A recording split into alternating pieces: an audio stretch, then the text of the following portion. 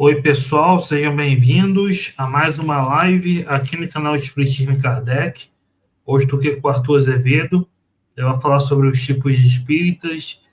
Então, Arthur, é um prazer tê-lo aqui. Muito obrigado por aceitar o convite.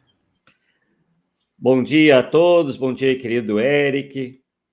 Uma satisfação estarmos aqui novamente no canal Espiritismo em Kardec, nosso querido amigo e confrade Eric Pacheco, para tratarmos aí de um tema sempre relevante para as nossas reflexões, que inclusive encontra-se no livro O Livro dos Médiuns, né, de Allan Kardec, onde ele trata dos tipos de espíritas. Então, uma satisfação muito grande estarmos aqui novamente, Eric.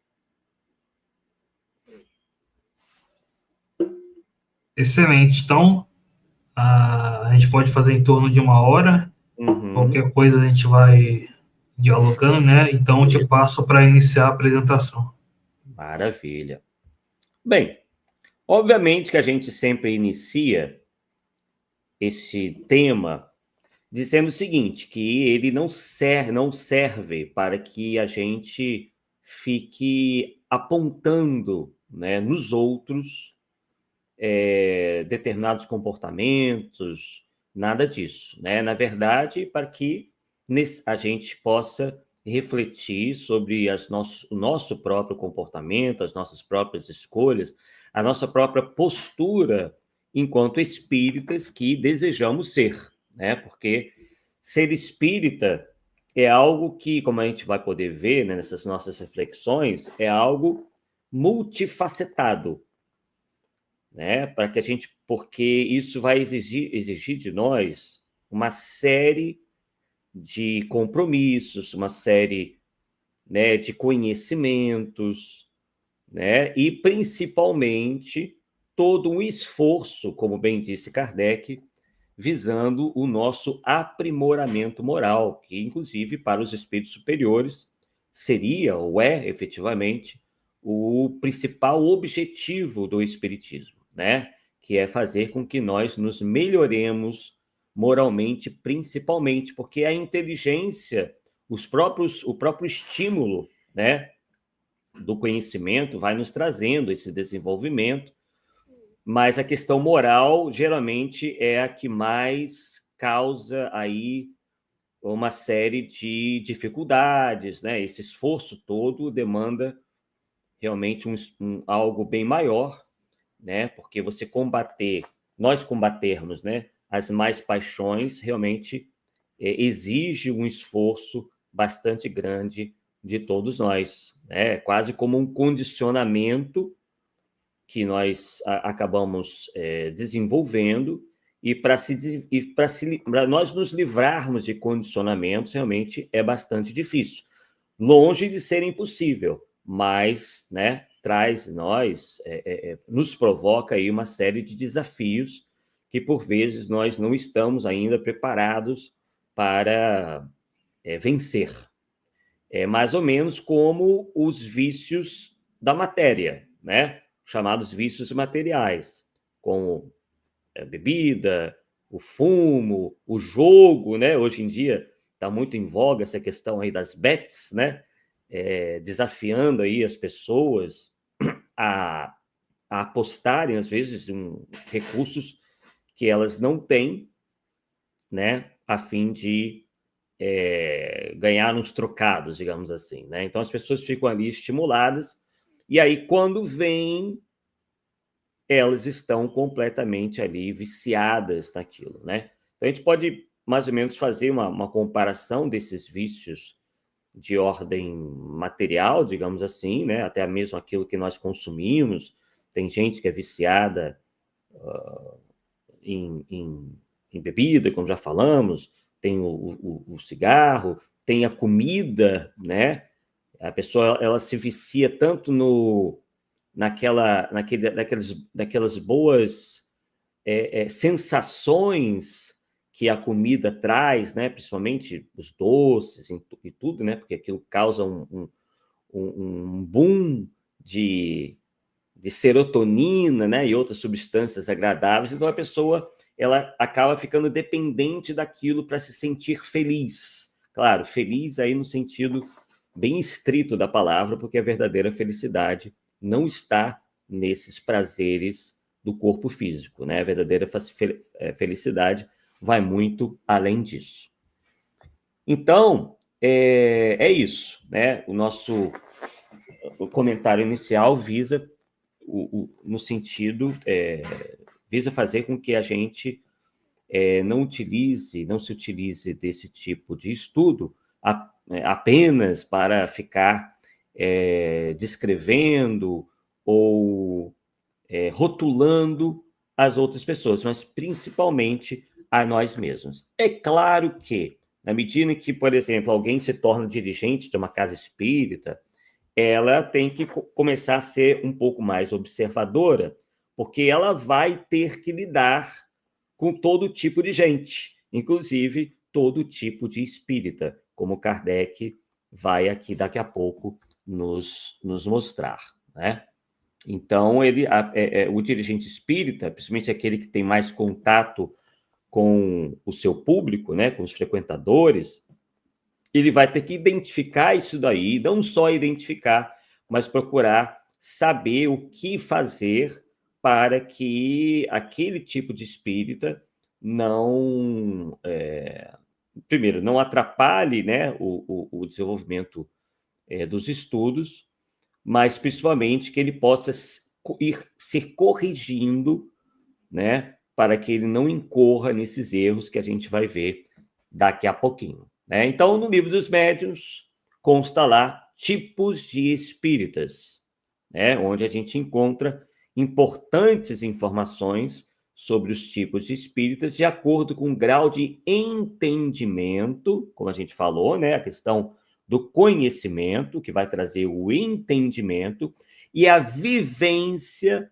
dos princípios espíritas. Essa tal vivência vai estar muito atrelada à questão moral, né, o desenvolvimento ético-moral do indivíduo em questão. E Kardec, então, começa falando dos espíritas sem o saberem. Muitos de nós, né, Eric, não todos, né, passa em determinado momento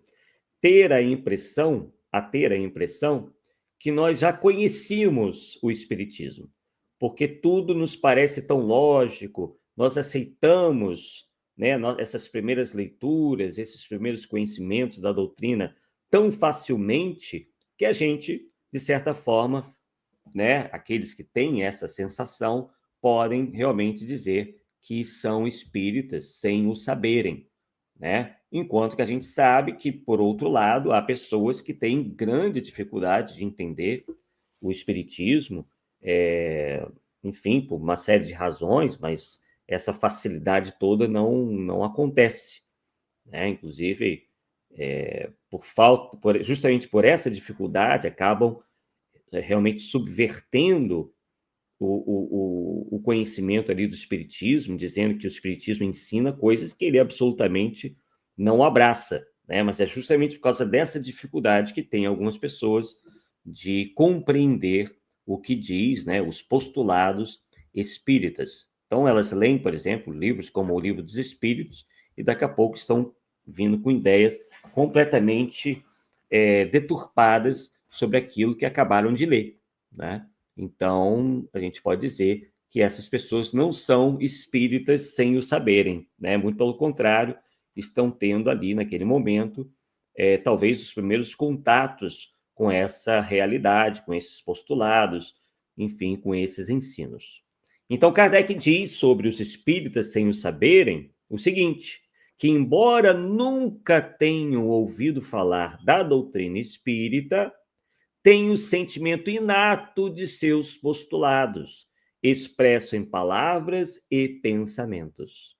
Nesses indivíduos, o espiritismo está presente e, embora não o reconheçam, creem em Deus, na imortalidade da alma, na reencarnação, na pluralidade dos mundos habitados, na lei de causa e efeito, entre outros princípios espíritas, né? Então, tudo se encaixa a esses espíritas, sem o saberem, muito facilmente. Ele vê lógica, ele vê racionalidade em todos esses postulados e isso faz com que o indivíduo tenha uma rapidez muito maior de assimilar o conteúdo espírita. Enquanto que, para aqueles em que tudo é novo, a dificuldade será bem maior. Ora, isso não é de surpreender, porque a gente sabe que nós temos preferências, né? Até mesmo em relação a outros temas. Por exemplo, na escola, é muito difícil um aluno, acontece, mas é um pouco mais raro, um aluno ter facilidade em todas as matérias escolares, né? Geralmente ele vai pender para uma ou para uma área ou outra. Então, às vezes, ele é mais para a área das ciências exatas do que para as humanas.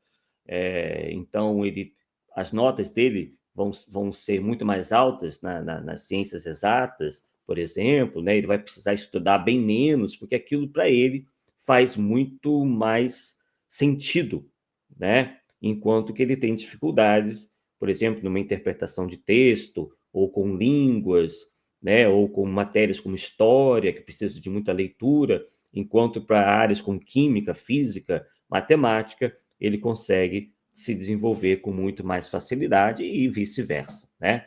Então, isso é muito natural, né? As pessoas estão em diferentes estágios de conhecimento, têm as suas preferências, que são auridas na presente encarnação e, por vezes, também há uma grande influência das encarnações anteriores, né? Onde talvez nós tenhamos nos desenvolvido mais em determinados setores, em determinados conhecimentos, e enquanto em outros nós estamos ainda retardatários, o que demonstra aí a facilidade que temos para umas coisas e a dificuldade que temos para outras.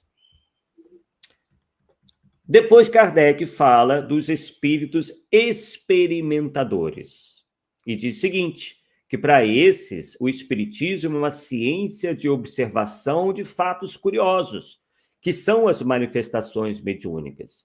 Então a gente percebe aí que para muitas pessoas, quando se trata de espiritismo, elas apenas estão interessadas na fenomenologia. E, por vezes, nem é de uma maneira muito séria. É mais por uma mera curiosidade, uma vã curiosidade, para uma brincadeira, né?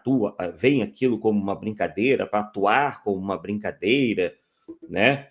Por isso que a gente vê tanta gente aí envolvidas, né? Na tão já antiga brincadeira do copo e aquela coisa toda, né? Do pêndulo, tem uma série da tesoura, né? E elas não saem daquilo, né? Que possa até ser uma curiosidade inicial, a gente poderia dizer até que tem o seu valor, né? Mas passa a não ter o valor na medida em que a pessoa permanece com aquela mesma mentalidade de ver a comunicação dos espíritos como uma mera diversão, uma mera brincadeira, né? E aí, na fase adulta, né? Porque essas brincadeiras aí são mais comuns na adolescência e tudo mais. Na fase adulta, ainda há aqueles que veem nos fenômenos o fim de todas as coisas, enquanto não é. A fenomenologia para o espiritismo é o meio e não o fim. Kardec, inclusive, inicialmente, a gente sempre lembra isso, né? Ele realmente se envolveu muito mais no aspecto fenomenológico, porque era o que estava em evidência no momento.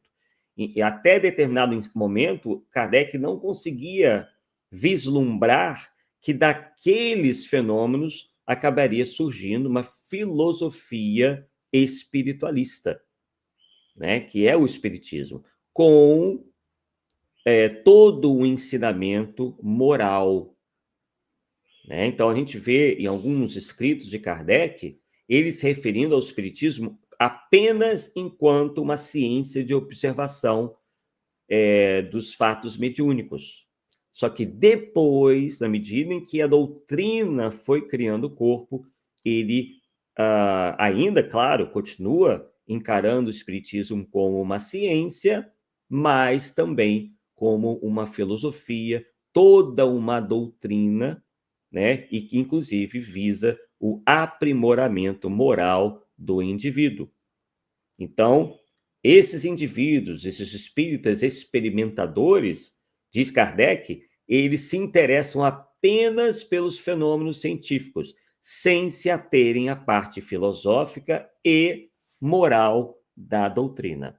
E aí, muitas vezes, por ignorância de, no caso, os dirigentes espíritas, né, os responsáveis, os líderes, eles participam até de sessões mediúnicas, mas com completo despreparo espiritual e intelectual. Então, se deve aí, ao máximo, evitar a presença desses indivíduos, né, em reuniões sérias, né, a não ser que eles efetivamente demonstrem, mesmo vendo o espiritismo apenas como uma ciência, pelo menos demonstrem uma seriedade mínima na observação do fenômeno, né, e não tratar aquilo como uma mera curiosidade, né?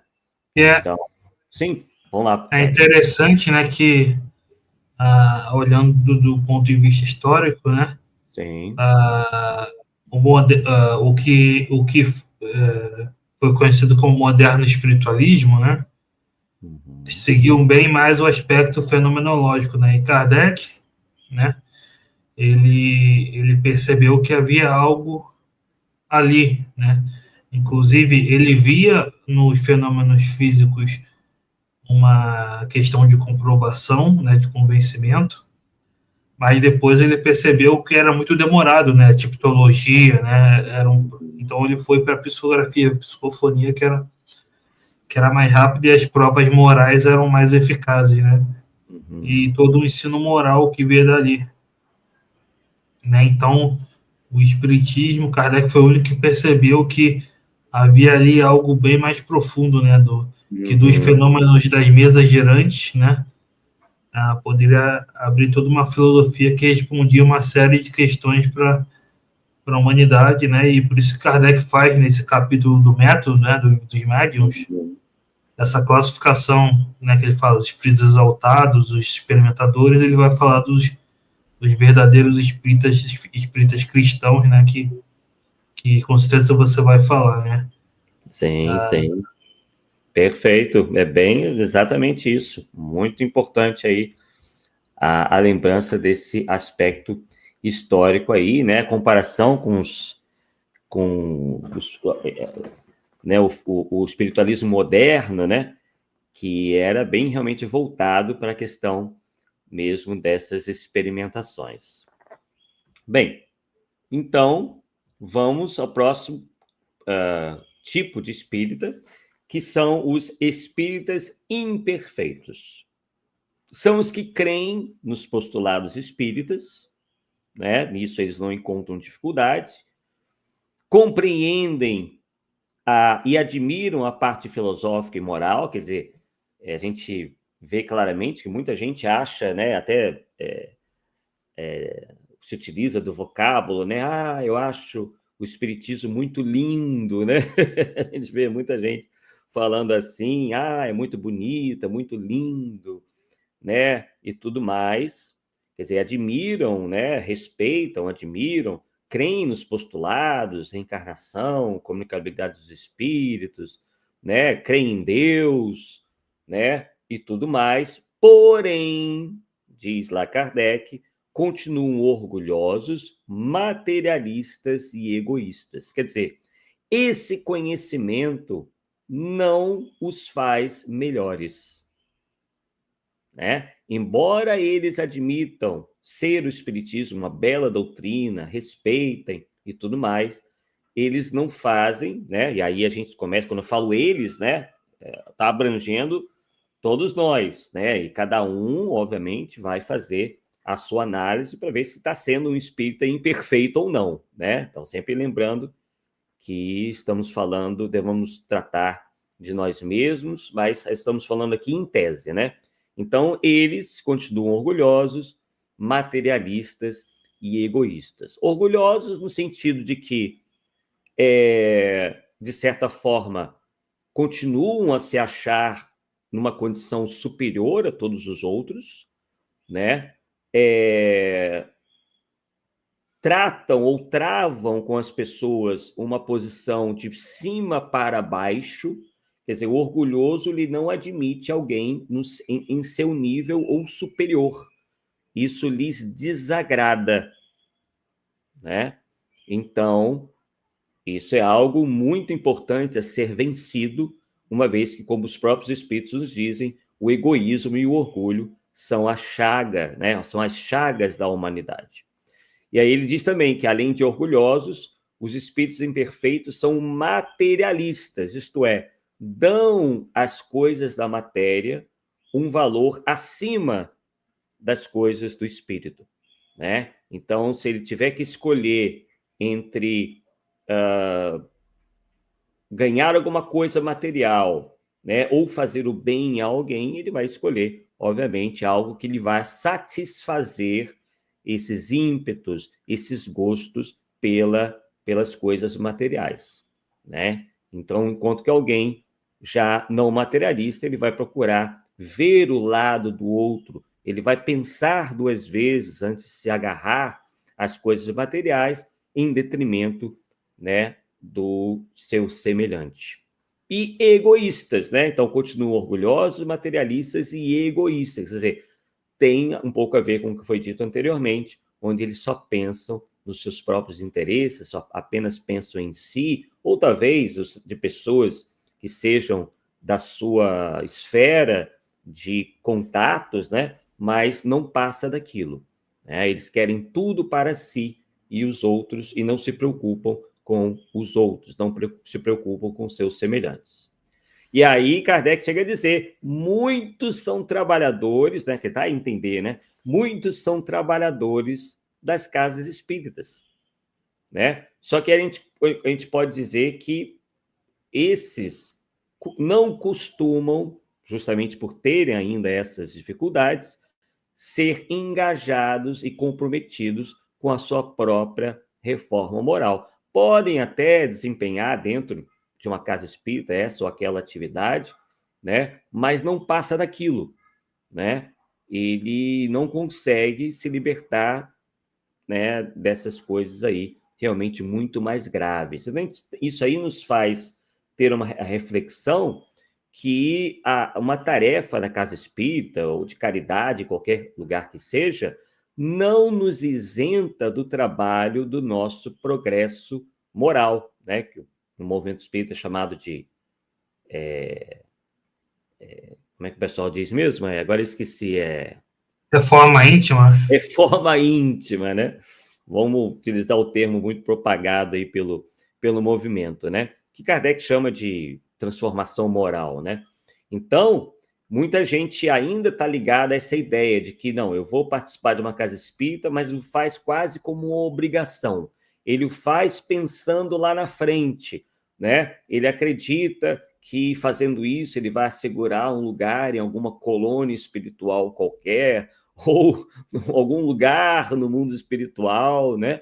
Como se comprasse o seu terreninho, mas isso não é realidade, é verdade. Ele estará se enganando, achando que uma tarefa caritativa, pela mera presença dele, vai assegurar alguma coisa, né? Porque Deus vê tudo, né? Não adianta nós fazermos esse tipo de trabalho, que, aliás, é bastante interessante, não somos contra, mas se dentro ele continua orgulhoso, egoísta, materialista, isso pouco vai adiantar. Nós até poderíamos dizer que, quem sabe, realmente é a oportunidade que a pessoa está tendo de abrir os olhos, mas se ela efetivamente não tenta abrir os olhos, se ela não tenta realmente se melhorar, vai ser apenas, né, um vão simulacro, né? Ele vai estar ali fantasiando, fingindo uma situação, uma condição que ele ainda não alcançou. É aquela ideia, né, Arthur, do bônus hora, né? Que Kardec coloca, caridade tem que ser feita desinteressadamente, né? Essa é a diferença entre benevolência e beneficência, né? Você pode fazer o bem por interesse, mas a caridade desinteressada já é outra é outra coisa, né? Então, essa ideia do bônus hora de que apenas o trabalho vai te adquirir uma casa, enfim, um terreno no céu, isso não se coaduna com o espiritismo, né? Em absolutamente nada, né? Causa realmente, como você acabou de falar e comentar, um interesse oculto, né? A pessoa pode até não dizer, mas ela acaba tendo um interesse oculto naquele trabalho caritativo, que é o de obter os tais bônus horas. A gente até chega entre pessoas que já compreenderam isso, a brincar, né? Pô, hoje eu ganhei não sei quantos bônus horas, mas obviamente com uma grande brincadeira, né? Porque isso obviamente não se coaduna com a realidade, né? Então, é como você falou, fazer o serviço chamado de caritativo sem outros interesses, sem segundas intenções, senão de realmente fazer ali o exercício do amor, né, incondicionado, quer dizer, você não está ali condicionando aquela sua atitude, aquela sua ação a coisa alguma, apenas no sentido de visar, né, no sentido de auxiliar o seu semelhante, né, de pelo menos tentar minorar, né, o seu sofrimento, porque a gente sabe que também a gente não pode e não tem como atender ou simplesmente acabar com os seus sofrimentos alheios, por vezes é aquilo que a pessoa até certo ponto precisa passar, mas o que a gente puder fazer para aliviar esse sofrimento, nós temos o dever de fazê-lo. Então, caridade não é algo que nós possamos considerar como sendo um favor, mas sim um dever. E caridade no seu sentido amplo, né? E não só aquele com dia e hora marcado para acontecer, onde a pessoa faz ali o seu serviço, mas depois continua, como diz Kardec, sendo egoísta, sendo orgulhosa, sendo materialista, e, enfim, e mantendo uma série de problemas de ordem moral dentro de si, né? Então, o trabalho deva ser de dentro para fora, né? E não de fora para dentro, né? Então, de dentro para fora, procurarmos ao máximo possível controlarmos o nosso pensamento, as nossas emoções, né? Isso tudo vai criando um equilíbrio espiritual tal que realmente cada vez mais ele avança e o fará avançar bem rapidamente na senda do progresso. Mas isso exige esforço, isso exige disciplina de todos nós. Então, em relação aos espíritas imperfeitos, a gente poderia citar, dentre esses vários exemplos aí, alguns trabalhadores, né, que até podem ser engajados, comprometidos, mas é tudo com hora marcada, e ele não envida esforços maiores para a sua transformação moral, que é o termo que nós achamos mais adequado do que a tal da reforma íntima, né? E aí chegamos a um dos tipos espíritas mais polêmicos, digamos assim, né? Que são os espíritas exaltados. E Kardec os descreve como entusiastas. Isto é, eles se deslumbram com a doutrina espírita, porém se esquecem que a fé deva ser e deve ser raciocinada. Quer dizer, eles são indivíduos, né, que continuam com os mesmos atavismos ancestrais, as suas antigas crenças, nesta ou em outras existências, onde eles se entusiasmam sobremaneira, mas aquilo os faz não meros entusiastas, mas pessoas deslumbradas. E esse deslumbramento faz com que eles sejam presas fáceis de mistificadores, sejam eles encarnados ou desencarnados. Então, por exemplo, no que tange a postura de um espírito exaltado em relação a um livro de origem mediúnica, ele lerá aquele livro e em nenhum momento ele contestará uma só vírgula do que está ali contido, por mais que essa obra mediúnica contenha absurdos, contenha erros, contenha heresias científicas ou doutrinárias. Ele vai pensar, bem, se vem do espírito, de espírito, então está certo, né? Não tem como o médium ser enganado, porque ele está sempre protegido, porque a espiritualidade não vai deixar ninguém ditar uma obra mistificatória, né? Então, ele acredita cegamente de que coisas ruins jamais acontecem, enquanto a gente sabe que no mundo de provas e expiações como o nosso, há inclusive uma prevalência do mal sobre o bem.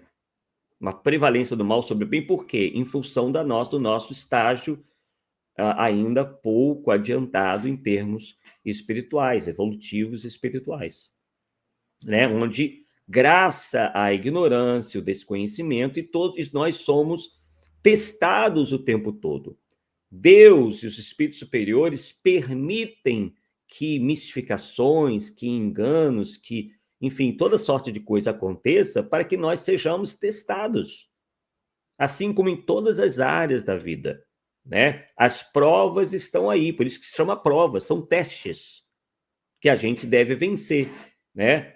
E obviamente, a fenomenologia espírita, ela também está cercada, né, de tentativas, geralmente de espíritos imperfeitos, de macular, né, o espiritismo, de tentar subverter aquilo que o espiritismo efetivamente ensina, né? Então, esses indivíduos, se não atentam para isso, para a necessidade da fé ser raciocinada, elas se tornam presas fáceis, né, desses mistificadores, encarnados ou desencarnados, que deles se aproveitam para denegrir e ridicularizar a doutrina e os seus adeptos. Isso, por vezes, até de uma maneira inconsciente, né? Às vezes o indivíduo está ali tão fascinado, né? Inclusive, nós tratamos o tema da fascinação ontem, lá no Polêmica Espírita, ele se encontra tão fascinado que ele realmente se acha aí uma espécie de reformador do espiritismo, e nessa condição de reformador do espiritismo, ele começa a ter um comportamento completamente estranho, né? E passa a veicular em nome da doutrina uma série de absurdos, de exotismos, de fantasias, fazendo com que o espiritismo, né, caia no ridículo. Porque, infelizmente, né, as pessoas acham que qualquer médium ou qualquer divulgador, se dizendo espírita, ele será um autêntico representante do espiritismo. Não, ele só será um autêntico representante se ele ensinar coisas, ele passar coisas, ele transmitir coisas que efetivamente sejam ensinadas pelo espiritismo, né? Se ele foge daquilo, se ele começa a colocar ali opiniões pessoais, aí são opiniões pessoais. Não podem ser tidas essas opiniões como sendo espiritismo, né? Como sendo ensinos espíritas. Ah, Arthur, então o espiritismo ninguém pode pensar por si próprio? Pode. Todo mundo tem direito à opinião, né? Todos podem até. Agora, a questão é separar.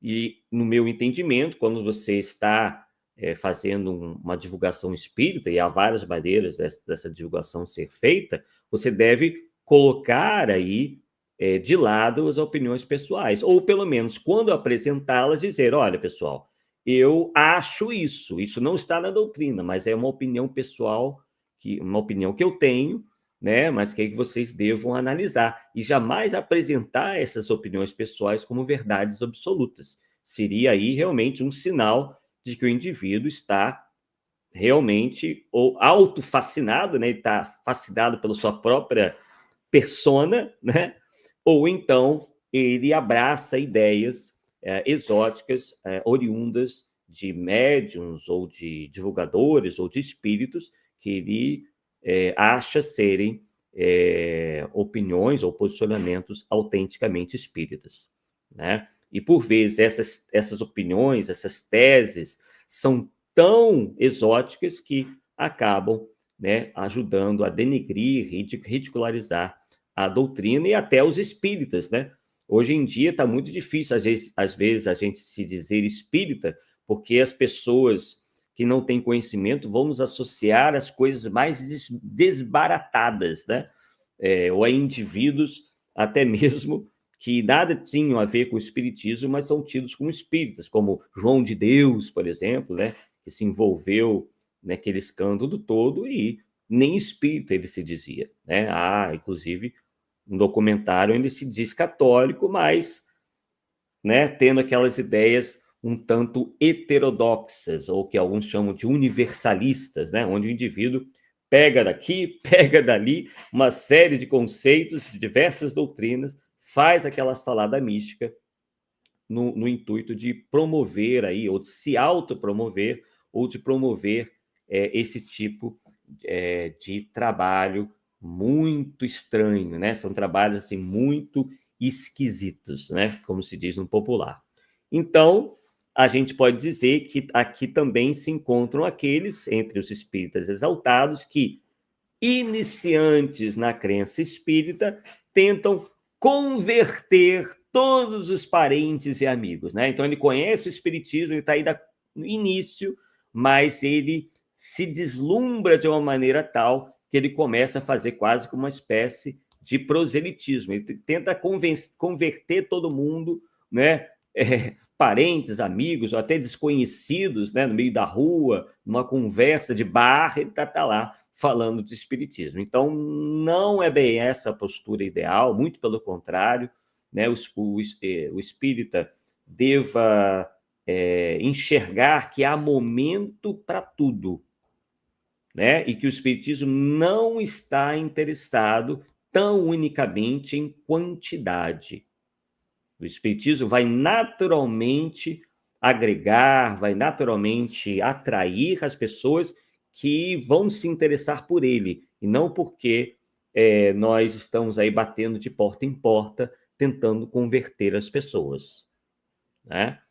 Aliás, acredito que seja mais uma questão de comportamento do que propriamente de o indivíduo tentar fazer esse tipo de propaganda do espiritismo, né? Quer dizer, um espírita equilibrado, verdadeiro, ele vai ser muito mais respeitado pelo comportamento, isso que vai efetivamente atrair as pessoas, do que essa tentativa que ele, porventura, possa ter de converter as pessoas para o espiritismo. Então, eles tentam aí converter parentes, amigos, etc., esquecendo-se de que cada espírito tem o seu momento e modo, né, daquilo que as pessoas chamam de despertamento espiritual. Às vezes a gente vê que realmente determinados indivíduos não estão prontos, né? Eles sequer cogitam pensar nas coisas do espírito, né? Há muitos irmãos nossos assim, né, que realmente não têm interesse nenhum. Então, tentar falar com essas pessoas é como realmente atirar pérolas aos poucos. É uma semente que pode até germinar, mas vai germinar num terreno bastante árido ali, então fica muito difícil, né? Agora, quando surge a iniciativa, nas mais das vezes, da parte do indivíduo interessado, aí sim, quando a gente é solicitado, a gente deva, sim, tentar, de certa forma, conduzir o indivíduo no melhor conhecimento. E aí a gente deva aí sugerir, inicialmente, as obras fundamentais da doutrina espírita, frequência a um centro espírita sério, a um núcleo familiar espírita sério, né, para que ele possa ali, de maneira segura, iniciar os seus estudos, né, ou até mesmo sozinho em casa, né, estudando obras como o que é o Espiritismo, o Livro dos Espíritos, o Livro dos Médiuns, a ordem que Kardec, inclusive, nos traz, né? Evangelho segundo o Espiritismo, Céu e Inferno e a Gênese, né? Isso, se a pessoa gostar de ler, se ela tiver essa curiosidade intelectual, isso vai ajudar em muito. Agora, isso nos remete até à questão mesmo que nós estamos enfrentando, né? Que seria a redução percentual, né, de espíritas no Brasil, né? Mas isso, além, claro, estão envolvidos vários fatores, mas a gente sabe que as pessoas, infelizmente, estão lendo cada vez menos. Ora, se a leitura é fundamental para o conhecimento mais aprofundado do Espiritismo e a boa parte das pessoas não estão se dedicando à leitura, então é quase como que natural que o movimento espírita vai se ressentir disso, né? Então, as pessoas estão lendo menos, segundo os especialistas, por várias razões. Questões socioeconômicas, né? O preço do livro é inacessível para um grande montante de pessoas. A gente vê o empobrecimento cada vez maior da população brasileira, né? Principalmente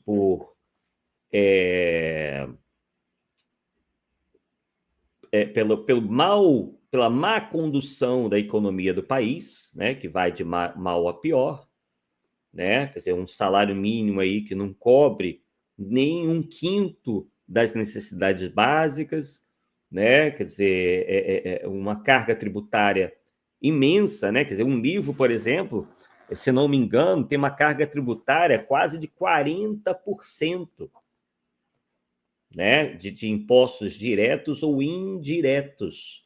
Então, isso dificulta muito, né? O acesso ao conhecimento, não só o conhecimento espírita, mas todo tipo de conhecimento, né? E também a falência do sistema educacional brasileiro, né? Onde os jovens não são estimulados à leitura, né? As aulas, enfim, são professores mal remunerados e aí acabam também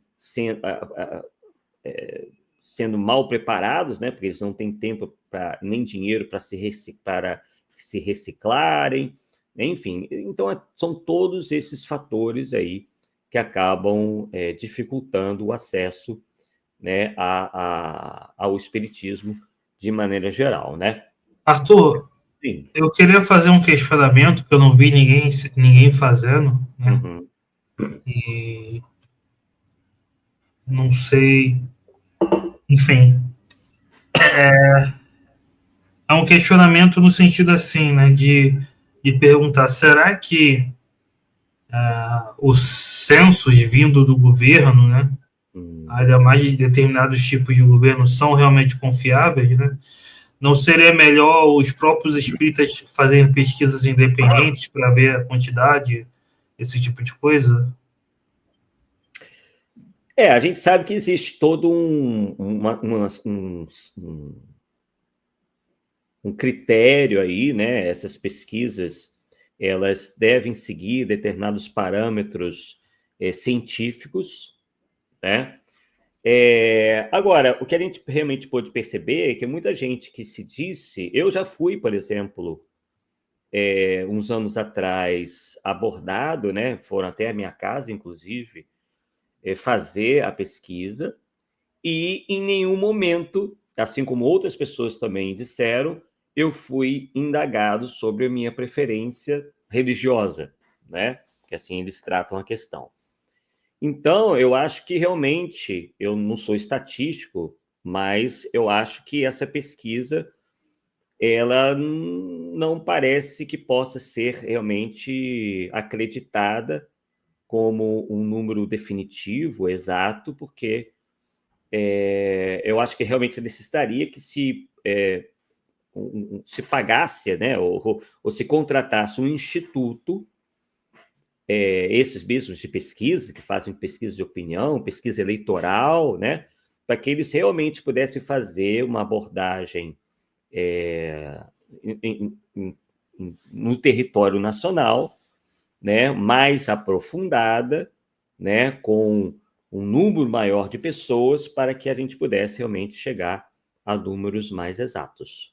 É isso que eu realmente... Então, eu concordo contigo que talvez aí, até por questões ideológicas, possa haver aí alguma espécie de manipulação. Né? No caso religioso, eu não sei exatamente o que poderia estar por trás, né? Mas a gente sabe que, infelizmente, né, no mundo que a gente vive, no país que a gente vive, muita coisa pode ser manipulada para atender a interesses de uma classe política, ou dos governantes, ou deste ou daquele. Né? Não estamos afirmando que tenha havido nesse caso, mas realmente a gente fica com o pé atrás, a gente sabe que existe manipulação de números, né? Na Argentina, por exemplo, teve uma época que eles estavam manipulando os números da inflação, né? Então, isso acaba ocasionando uma série de discrepâncias na economia, porque os cálculos acabam ficando todos meio malucos, né? Porque o cálculo da inflação é importante para uma série de medidas e de outros cálculos, né, para ajustes na economia. Então, uma vez que você distorce um número, todos os outros acabam também perdendo a credibilidade. Bem, então vamos lá, vamos continuar aqui falando dos tipos espíritas. E aí chegamos no último, né? Espíritas cristãos ou verdadeiros espíritas. Segundo Kardec, são os que estudam. Então, ó, a questão do estudo não está sendo menosprezada. O que a gente anda vendo por aí, Eric, não sei se você já reparou, possivelmente sim, né? Porque você está sempre em contato com muita gente, fazendo as lives, enfim. Mas o que a gente percebe é que alguns, de uma maneira muito sofismática, tentam diminuir a importância do estudo, dizendo, porque tem espíritas que tem toda a codificação na cabeça, tem todas as obras de Kardec na cabeça, mas não fazem nada. Ora, isso pode acontecer? Até pode. A questão é que você nunca pode se utilizar disso como uma maneira de desprezo ao estudo. Se alguém tem mais conhecimento e não pratica, isso se dá por uma questão particular do indivíduo. Ele, na verdade, está adquirindo até mais responsabilidade. Porque alguém que mais conheça, mais deva, digamos assim, exemplificar. É isso que a gente aprende com o Espiritismo. Né? Agora, o ideal é que quanto mais conhecimento você tiver, melhor. Conhecimento nunca é demais. Agora, se existe um ou outro que não está colocando conhecimento em prática, isso é uma questão particular do indivíduo. Mas muitos utilizam disso até para ridicularizar, né, aqueles que se esmeram no estudo do espiritismo. Então, Kardec está dizendo aqui que os verdadeiros espíritas estudam e vivenciam. Claro, essa é a situação, a condição ideal. Eles estudam e vivenciam. Agora, para vivenciar melhor, é preciso que a gente tenha conhecimento, porque o conhecimento vai fazer com que a gente se desenvolva inclusive, melhor a questão da moral. Diferenciar o bem do mal passa, muitas das vezes, pelo conhecimento teórico, sim. Porque conhecimento teórico vai fazer com que aumente a possibilidade de a gente optar pela melhor coisa, né? Fazer a melhor opção, fazer a melhor escolha. Enquanto quando não se tem estudo, quando não se tem conhecimento, aquilo acaba virando uma escolha quase meio que na intuição, né? Meio quase que como que jogar dados. E ninguém quer jogar dados. As pessoas querem fazer porque sabem. E não fazerem e se acertarem porque acertou sem querer, né? Então, aliar, o que Kardec está dizendo é que se deva aliar o estudo à vivência, né? A vivenciar os postulados espíritas em sua plenitude. É a situação ideal que todos nós almejamos. E cientes da transitoriedade da vida terrena, aquele que é verdadeiro espírita aproveita a encarnação atual como alavanca para a evolução espiritual, né? Então, o verdadeiro espírito é aquele que se esforça, segundo Kardec, os espíritos superiores, para reprimir suas más tendências, lutar contra suas más tendências, realizando, né, a sua transformação moral. E a base do espiritismo, né, o espiritismo tem como expressão da crença espírita a caridade, aquela embasada nos ensinamentos de Jesus. Quer dizer, embora a gente tenha que reconhecer que Jesus, na verdade, estava na condição de um revelador das leis morais. Esses ensinamentos de Jesus nada mais são do que a exposição e a vivência, claro, das leis morais que são universais, né? Então, Jesus não veio trazer uma moral particular de um determinado momento histórico, nada disso. Ele veio trazer as leis morais que são universais, que vão valer aqui na Terra e vão valer em todos os mundos, né? Então, por isso que Kardec fala espiritismo cristão, porque ele diz que a moral do espírita nada mais é que o desenvolvimento e a confirmação da moral ensinada pelo Cristo, ensinada por Jesus, não criada por ele, né? Porque criar mesmo, só quem cria é Deus. E segundo o espiritismo, Jesus não é Deus, é um espírito, né, superior que nos vem trazer aí, né, nos veio trazer o caminho verdadeiro, né, aquele que vai realmente nos auxiliar em nosso progresso espiritual.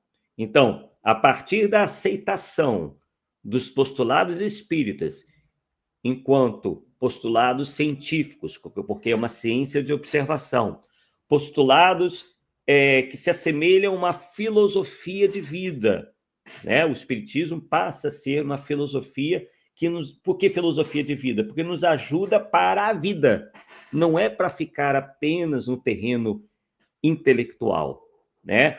Passa pelo terreno, sim, do conhecimento, né, da inteligência, da intelectualidade, mas é para ser aplicado, né? Então, estamos aqui já tentando resumir um pouco o que nós dissemos, né, na manhã de hoje, né? E também, obviamente, enquanto filosofia de vida, está preocupada aí com o comportamento ético moral do indivíduo, ou comportamento moral do indivíduo, né, que se baseia num bom relacionamento com o próximo, né? Então, estamos todos aí, ou devamos todos aí, tentarmos nos aproximar cada vez mais de sermos considerados espíritas cristãos ou verdadeiros espíritas. Então, para isso, né, Eric, é preciso certa coragem, né, porque você acaba enfrentando muitos desafios, porque o mundo nos puxa muito, né, o mundo ainda é muito materialista, então a gente vai tender a ser puxado um pouco em função desses interesses, e é preciso também muita determinação para a gente assumir perante nós mesmos, né, essa condição de alguém que necessita se melhorar. E essa escolha que nós fizemos, que é através do espiritismo. A gente sabe que há um componente moral muito interessante em muitas religiões, né?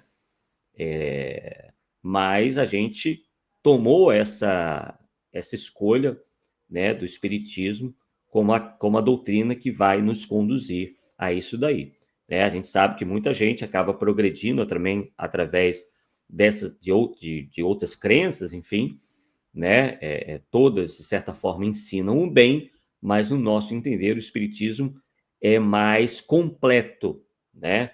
Porque ele realmente traz aspectos que nenhuma outra crença, nenhuma outra filosofia realmente aborda de maneira tão profunda como o faz o Espiritismo. Então, o espírita cristão é aquele que vivencia os preceitos espíritas, demonstrando que a crença na doutrina espírita elucida o sentido e a razão da existência espiritual. Então, foram as nossas considerações sobre esse tema tão importante, né, que é os tipos de espíritas, ou as classes de espíritas, e nós, obviamente, individualmente, devamos nos esforçar para chegarmos à condição mais rápido possível de espíritas verdadeiros. Sem, obviamente, aí é uma consideração final nossa,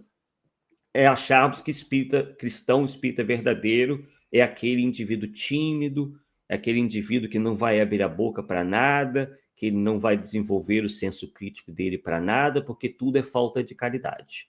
Não é isso, né? Aliás, por vezes, essa excessiva timidez acaba dando espaço para que os maus ou que o mal prospere.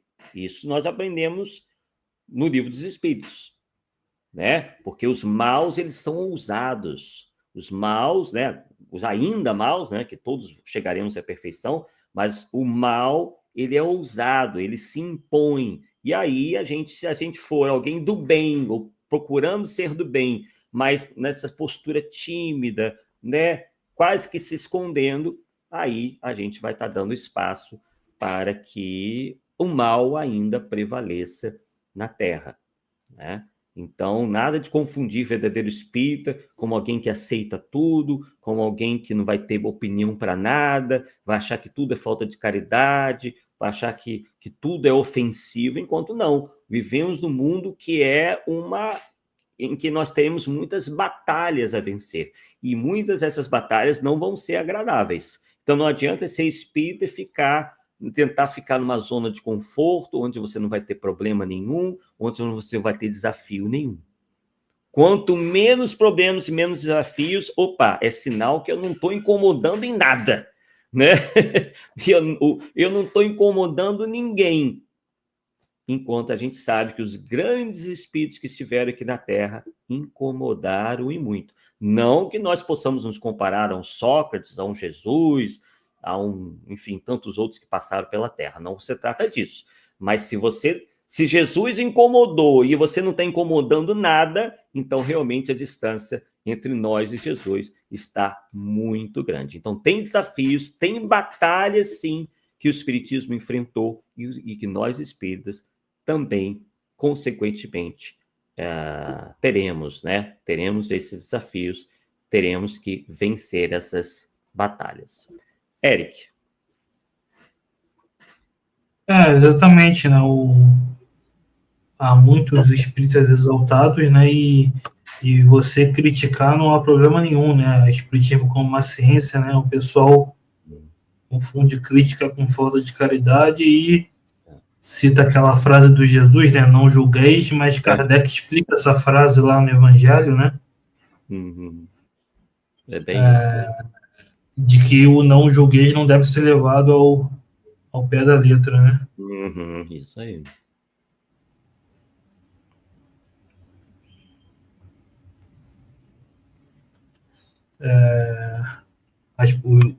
Os ensinos cristãos, os ensinos de Cristo são alegóricos, né? Enfim.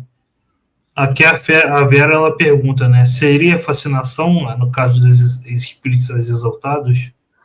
No meu entender, em alguns casos, sim, né? Muitos acabam atraindo para si espíritos fascinadores que, analisando o comportamento, a personalidade desses indivíduos, eles se aproximam e acabam tornando esses indivíduos, esses espíritas exaltados, tais como marionetes, né? Então, a gente acredita que possa haver, não sempre, mas possa haver um componente fascinatório nesses espíritas exaltados, porque eles em tudo acreditam, eles tudo abraçam, eles são geralmente seguidores cegos de médiums, aos quais eles consideram quase como que semideuses, infalíveis, e isso é uma postura idólatra muito perigosa. A idolatria por si só é algo muito perigoso, né? Então, essa exaltação a gente poderia muito bem, quase como que mostrar como sendo um sinônimo de idolatria. Ou é idolatria perante os espíritos, aos quais eles acreditam cegamente em tudo que dizem, ou também a figura do médium, ou às vezes até em relação à própria doutrina, como foi demonstrado, né? Onde o indivíduo passa quase que bater de porta em porta, tentando converter todo mundo para o espiritismo.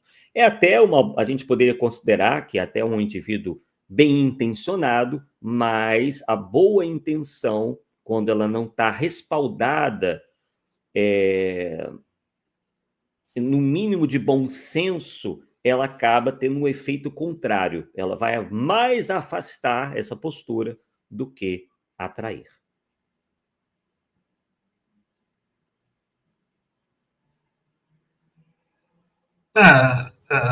A divulgação do espiritismo é importante, mas é ideal ter uma estratégia de divulgação mais eficiente, né? Uhum.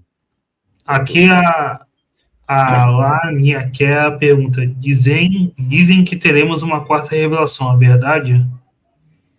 Ora, a gente sabe que tudo progride, né? Nós já tivemos 3, né? Digamos assim, né?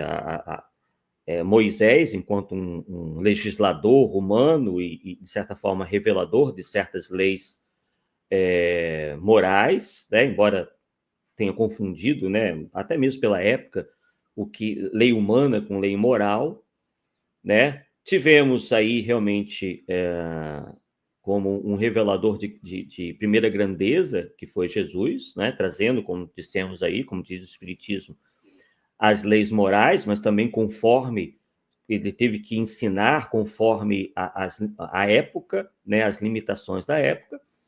E nós, espíritos, consideramos, né, o Espiritismo como uma continuação desse processo de revelação de Deus para a humanidade. Agora, vai precisar, no nosso entendimento, de um bom tempo para que algo supere o Espiritismo. Primeiramente, porque o Espiritismo terá que ainda se impor, num bom sentido, né? Enquanto para a humanidade, né? Quer dizer, o que eu quero dizer com isso? Que os seus postulados, sejam eles chamados de postulados espíritas ou não, eles terão que estar suficientemente compreendidos, ou serem suficientemente compreendidos, minimamente, para que haja, então, a possibilidade de uma revelação que venha a abranger o espiritismo e ainda acrescentar ao espiritismo novas ideias, novos conceitos, novas leis, né? Ora, se nós estamos ainda nem conseguindo assimilar o que o Espiritismo ensina, quiçá algo que esteja teoricamente acima do Espiritismo em termos de conteúdo, em termos de revelação, né, das leis de Deus. Então, eu acredito que é possível, né, mas estamos ainda muito distantes, né, dessa quarta revelação. Isso até mesmo em termos de comparação, né? Porque houve um intervalo muito grande entre essas revelações, né? Então, acredito que esse intervalo possa até diminuir um pouco, mas, de qualquer forma, vai levar aí muito tempo para que nós tenhamos uma quarta revelação. O próprio Jesus disse que o Consolador viria ficar eternamente conosco, né? Por enquanto, né, as tentativas, isso me lembra bastante a Rusteng, né, que queria fazer a revelação da revelação, e a gente vê o desastre que foi, né, que ele pegou uma única médium, Emily Coligon, e trouxe ideias absurdas, né, o criptógrafo carnudo, Jesus não tinha corpo físico, né, outros tentaram, falavam que a André Luiz era a quarta revelação, né, enfim, então o ideal é estudar Kardec, né? Kardec, a gente ainda nem compreendeu Kardec e quer algo mais, né? Então, vamos estudar Kardec. Então, é isso, né? Você falou dos tipos espíritas, que está aqui no capítulo 3 do método, né, dos médiuns. Queria te agradecer e ouvir suas considerações finais. Eu que agradeço, Érico, por essa oportunidade, né, de trazermos nossa singela contribuição, né, à divulgação do Espiritismo aqui no canal Espiritismo em Kardec, né, te agradecer por mais essa oportunidade, que a gente possa, claro, né, se preocupar seriamente com isso, né, procurando cada vez mais nos melhorarmos para que a gente possa realmente alcançar, né, esse título, que é mais que um título, nós sabemos, né, de verdadeiros espíritas ou espíritas cristãos, né? Então, essa é a mensagem que nos traz o Espiritismo, que é do nosso constante aperfeiçoamento, né, em todos os setores, tanto do ponto de vista do desenvolvimento da inteligência e também do desenvolvimento moral.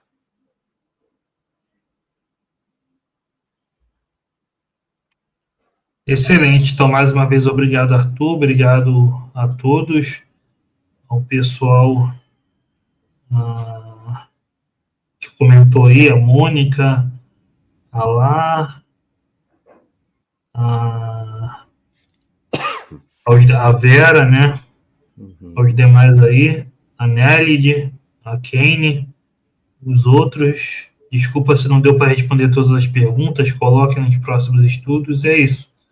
Pessoal, curtam, compartilhem, se inscrevam e até a próxima.